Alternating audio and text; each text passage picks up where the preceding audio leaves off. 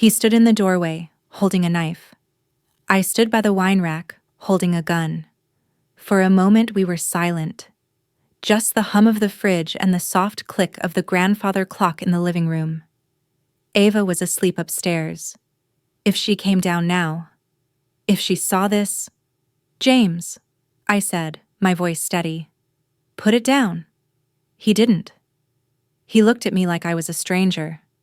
But that's the thing. I was. And so was he.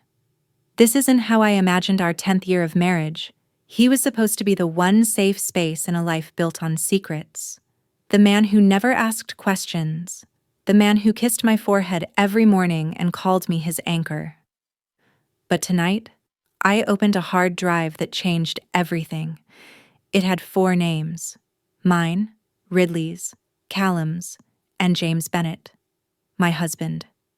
I spent 9 years building a quiet life with him.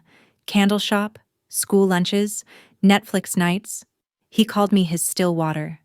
But his name was all over that drive. Payment logs, GPS pings, surveillance notes. He hadn't just married me. He'd been tracking me. "I warned them," James said softly. "Told them if they brought you back in, you'd start digging." My heart dropped. "You knew?" "I always knew." He put the knife down, slowly, like he was placing a toy away after playtime. Then he stepped forward and reached into his pocket. I raised the gun higher. He stopped. "I'm not armed," he said. "Just tired." We sat at the kitchen table, the same table Ava decorated with glitter hearts for Valentine's Day. I kept the gun by my side. He didn't flinch. "I met you in Berlin," he began. "But it all started long before that. Before I had a name you could pronounce. Before Redmark cleaned me up and taught me how to shake hands." His eyes weren't looking at me anymore. They were somewhere else. Some cold hallway in Syria. A concrete room in Tallinn. Blood under his nails. Orders whispered through radios with no return signal. "I used to disappear people," he said, like he was talking about groceries. "No politics, no flags, just targets and reasons." He paused, smirked at nothing. "One time, a man begged me to shoot his wife first, so she wouldn't have to see what they'd do to her. I almost did. But I wasn't paid for that." I stared at him, unable to speak. "I didn't believe in right or wrong back then," he continued. "Just quiet. I believed in silence."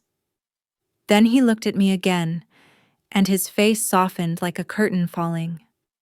"And then I met you." My fingers clenched. "I was working for Redmark, Surveillance Division. You were flagged after Prague. They needed someone close to you. Someone you'd trust." "So you were... what? An assignment?" "At first," he said. "But then Ava came, and I stopped reporting." I wanted to scream, cry, break every plate in the house. But I couldn't afford emotion. Not now. "You stopped reporting? Then why were you on the drive?" James looked away. Shame crept into his expression. And something else. Fear.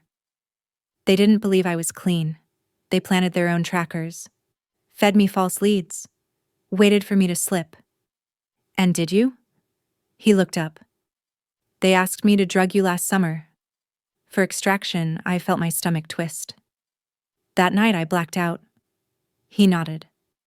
"I didn't do it. I flushed the dose. But they knew. That's when they marked me." So this wasn't just betrayal, it was entrapment. We were both pawns, both fed lies, and now the game had flipped. "They're coming, Claire," he whispered, "and they're not after you anymore."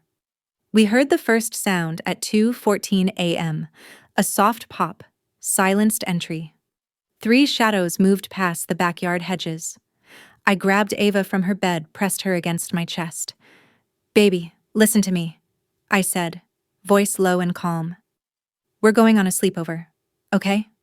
She nodded, sleepy and confused. I handed her to James. Go through the tunnel, take the jeep, drive west. Don't stop. He didn't argue. He kissed me. Not like a husband, like a goodbye. I stayed behind. Not out of loyalty, out of necessity. They wanted me. I'd give them what they came for, but on my terms. 3 men entered through the back, black gear. No insignia. The one in front wore ridged gloves and an earpiece. He smiled when he saw me. Ms. Bennett, he said. Or should I say, Eliza? Try again, I said. And I pulled the trigger. One dropped instantly. The other 2 scattered. I moved through the house like muscle memory. Down. Fire. Upper. Move. I had the advantage. This was my battlefield. They weren't here to arrest me. They were here to erase me. By 2:28 a.m., the house was burning.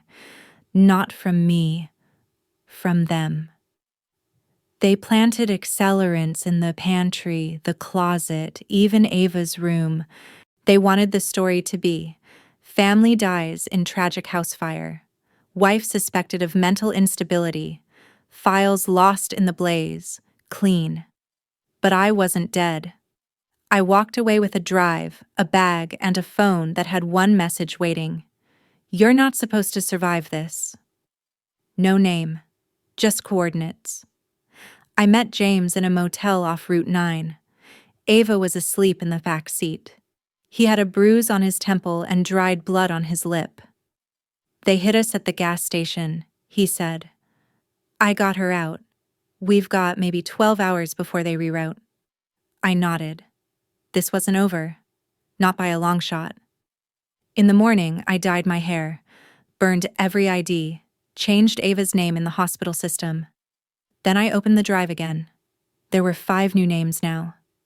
Mine, James, Avenue Victor Sloan, and a name I hadn't seen in years. Project Oracle. That was my original code name. But it wasn't just mine anymore. Next to it was a status, reactivated. That means only one thing. The people who made me want me back. And this time, they're not asking. To be continued.